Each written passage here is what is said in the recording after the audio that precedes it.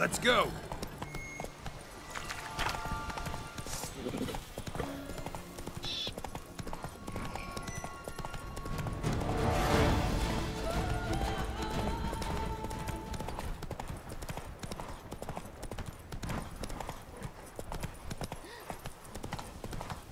Beaver, look at me.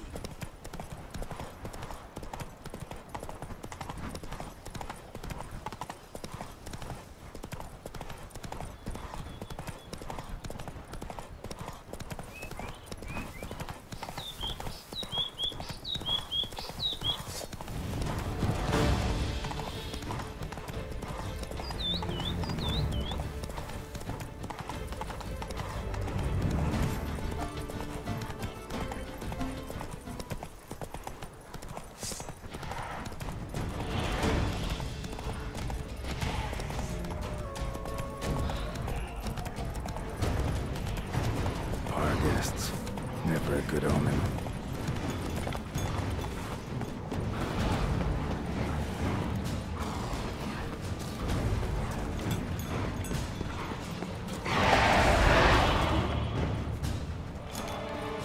Strange. I get a sense that the spoons are beating out some kind of rhythm, a message, trying to tell me something.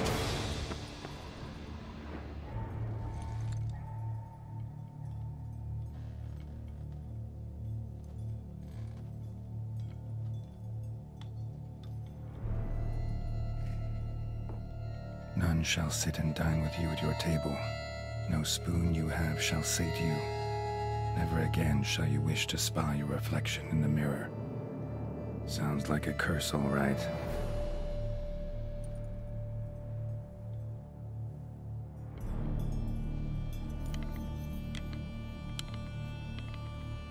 Somebody's clearly obsessed. Regis mentioned the place might be cursed. Can't be a coincidence. Need to look around.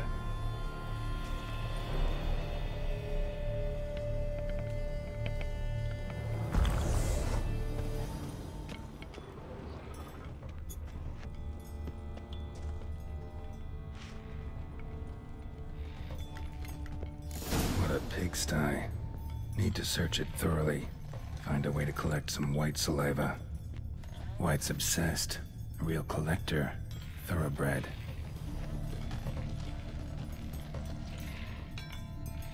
Spoon. Pretty ordinary. Maybe a little old. Spoon's incredible. The craftsmanship. Must have graced a rich man's table.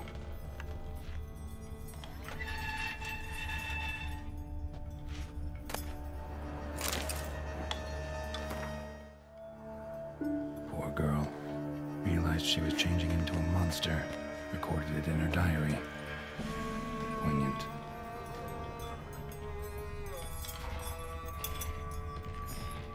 Smashed mirror. As if someone couldn't stand to look at themselves. The monster. Journal's author, maybe?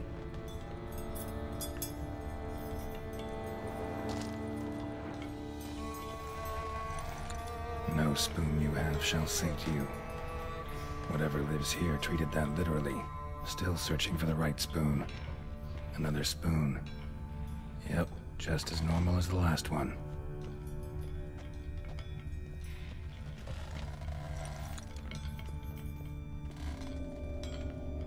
White's obsessed. A real collector. Thoroughbred.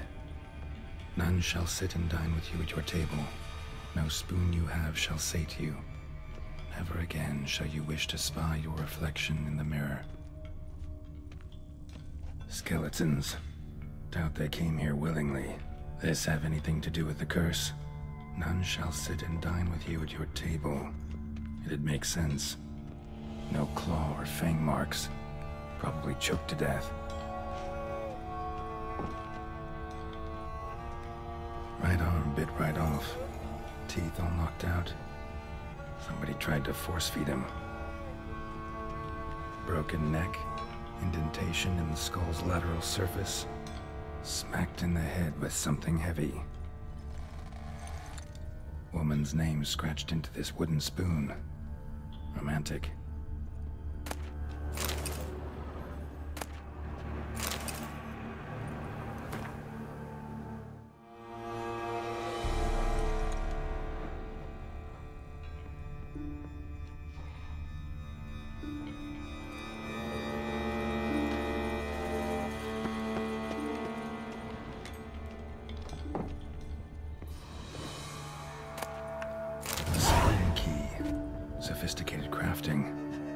there's a description.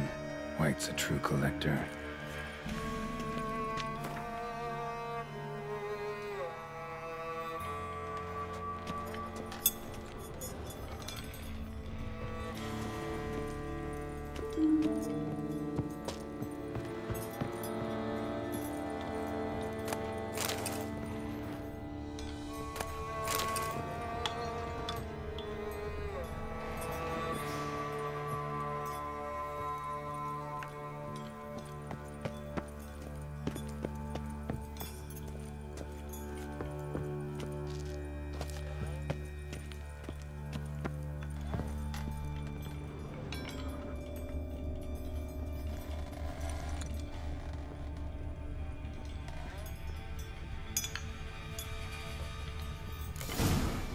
Actually does seem like a White's lair.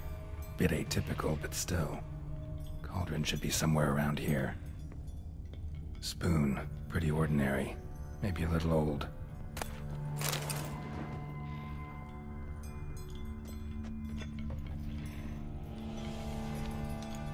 Another spoon. Yep, just as normal as the last one. Cauldron I was looking for. White's not particularly tidy. Table set.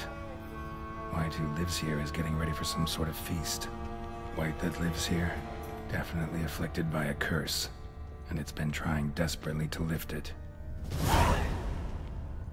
White's obsessed, a real collector, thoroughbred.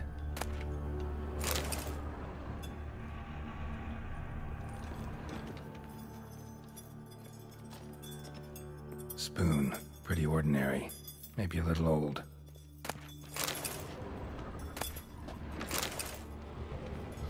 Cauldron's empty, unfortunately.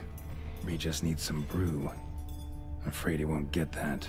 No choice but to hide and wait for the saliva glands and their bearer. Need a spot that'll let me observe the cauldron.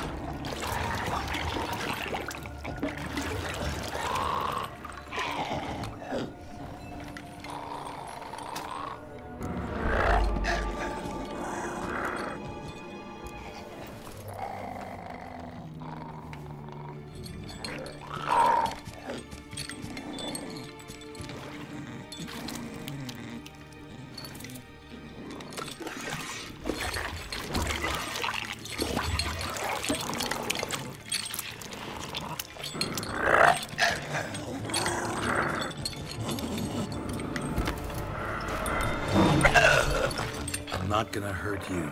Wanna help? I've seen the words of the curse on the walls. Think I know how to lift it.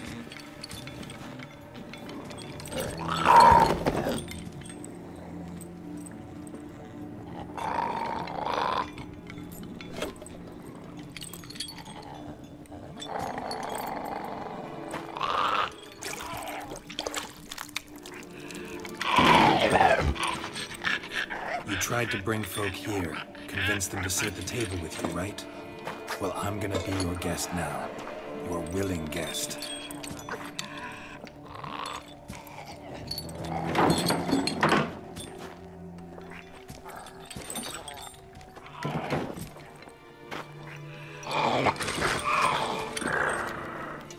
Just need a bit for Regis. And now we'll tend to you.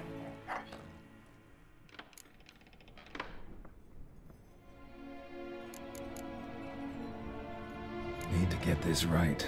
Words of the curse were, "None shall sit and dine with you at your table. No spoon you have shall say to you, never again shall you wish to spy your reflection in the mirror."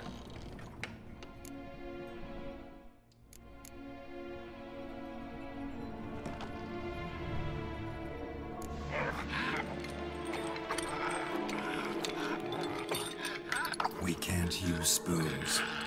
No, that won't work.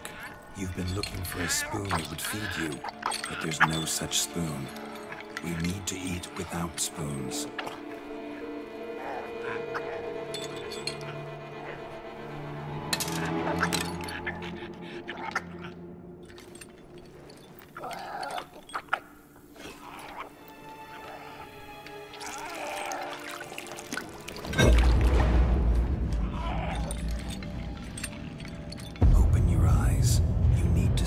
Likeness.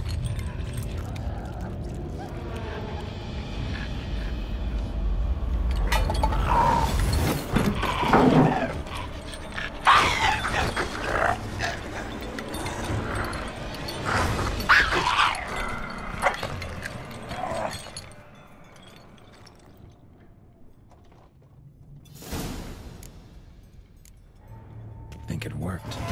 Just not quite like I expected. Need to see what happened to the white. Won't be hard to find given its stench.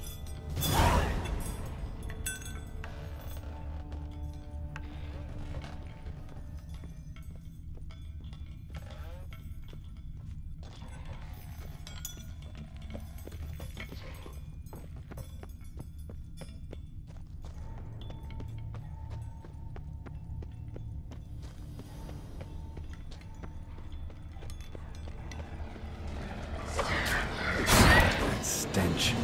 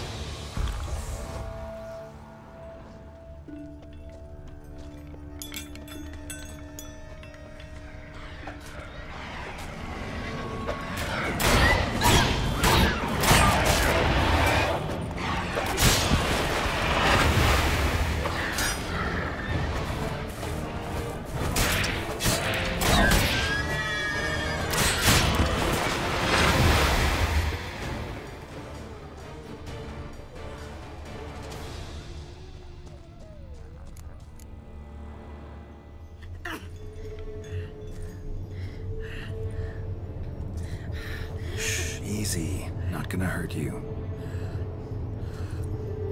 Eat. I must eat.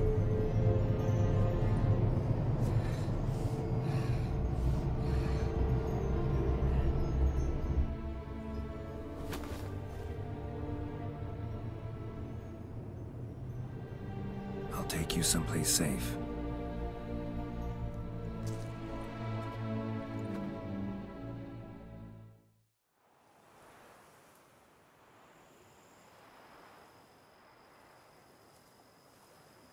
So I took her by the hand and led her here.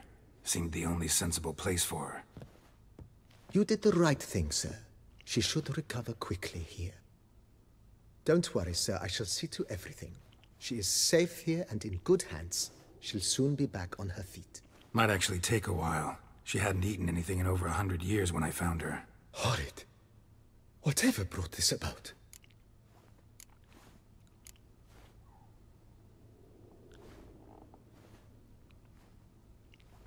Told me her story on the way here. Her name's Marlena. She was once the very beautiful and proud heiress to the Trastamara estate. One evening, when she was holding a banquet for friends, a beggar came to her gate seeking alms. He had a bowl and a spoon with him. He sat outside her fence and waited. I've heard of the custom. An ancient rite of hospitality that obliges one to give food and drink to such a guest lest he depart hungry. To neglect the custom is to bring great misfortune down upon oneself. Marlena didn't care a whit for the old customs. She drove the man off, saying she'd rather feed the leftovers from her feast to her dogs than to give the beggar anything. The beggar then broke his spoon, cast a curse. She was beautiful, so he said she'd never wish to look at herself in the mirror again. Since she adored feasts, he swore no one would ever wish to sit and dine with her. And as she even refused him the crumbs from her table, he swore she'd never find a spoon in the world that would sate her hunger. A harsh punishment. I imagine lifting the curse was hardly simple. Curses are tricky. They play on irony. Always gotta figure out what the catch is. Marlena had spent decades looking for a way to lift it. Transformed into a wight, she stole spoons and lured folk into her home, trying each time to get them to dine with her. Didn't work. So what did? Someone had to sit down and share a meal with her, of their own free will. They had to eat without using spoons, and make her look at her reflection. That's it? That was all it required? Simplest solutions are sometimes the last that come to mind. Besides, when you're a wight, it's pretty damn hard to find willing human company for a feast. I imagine so. But, most importantly, it is now over. Please, don't worry. She will be in good hands here.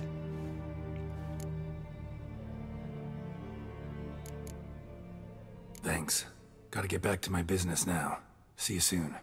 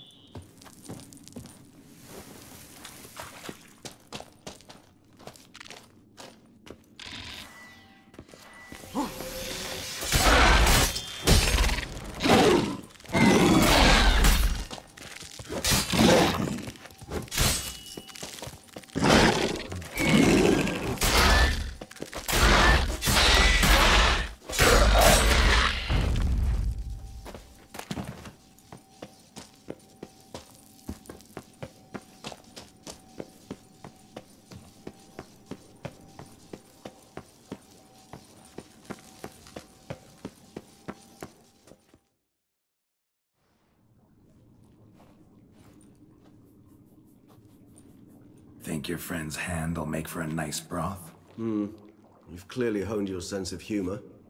But we are not cannibals, Geralt. I took a fragment of tissue from the hand. It will suffice to prepare some resonance. What did you do with the rest? I cremated it, as our codex commands. A raven told me you'd acquired the necessary ingredient. Pretty helpful creatures. Call on them often? I try not to overdo it. But they can be so useful, as they were now, when I merely needed to be sure I could arrive in time should things go sour. Managed fine alone, but thanks for the thought. Gonna need much longer to finish brewing resonance? Mentioned a last ingredient, too. What about that? That, I fear, might prove troublesome. You see, to use the concoction to summon the memories of one, the solution must contain the blood of another specimen of the same species. Shouldn't be a problem. I happen to know a higher vampire who should be willing to help. Right, Regis? It's not that simple, I'm afraid. While you were away, I tried my damnedest to identify a replacement, but, alas, none such exists. Not sure I understand what the problem is. Can't we just draw some of your blood? The blood must be in an agitated state. As I'm certain you know, higher vampires can change their corporeal shell. As our flesh changes, so does our blood's chemical composition. To make a long story short, I shall need to induce in myself a state of strong psychokinetic arousal. In brief, madness, rabidity. And that stands to be very, very dangerous. Dangerous? Why? I mean, you'll still be you, right? True, but I should be highly agitated, in a state of fury. You know better than I that fury cannot be controlled. If you've ever seen an enraged vampire, you know very well that all who find themselves nearby will be in grave danger. How will we handle that? I'd rather not have you lunge at me, claws extended. That makes two of us. But worry not. I've thought it through very thoroughly. Details to follow soon. All right, so what do you want to do? We shall visit Mudna, an ancient vampire estate. There we will find cages suspended in the air. I will enter one, be confined. You will lure beasts there. Beasts you will then kill. The bloodletting should prove profuse. Abundant enough so that the blood scent will drive me mad. Wild. Mudna. What's it like? It is a place of torment. A torture chamber. Long ago, shortly after we'd arrived in this world, one among us named Kagmar developed such a taste and lust for human blood that in one night he could imbibe an entire village. This brought trouble on the entire species. Common folk wearied quickly of living in constant fear. They began to hunt us, seek the aid of mages and witches in tracking us down. So what? Not like they could ever hope to kill you. But they were bothersome. Forgive the comparison, but when did you last enjoy mosquitoes buzzing around your head? In any case, the other vampires decided something had to be done. Kagmar had to be caught and punished. A torture chamber was thus outfitted in the dungeons of Mudna. Inside it, a cage made entirely of a special alloy of silver, dalvinite, and meteorite steel. Kagmar was captured and locked in the cage. Sat there over 2 centuries, driven to fury time after time, never able to escape. Thus I know the cage will withstand the fury to which we shall drive my humble being. See no reason to dawdle. Mudna. Take me there. In a moment. Just one last thing.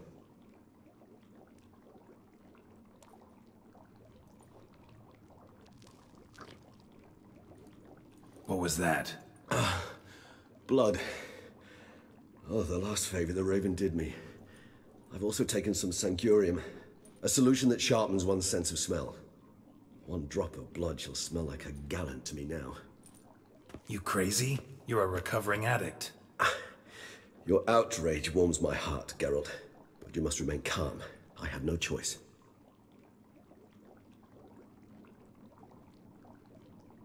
As things stand, the die is cast. High time we set off for Mudna. My head's spinning already, and you're starting to smell quite tasty. And you're starting to scare me.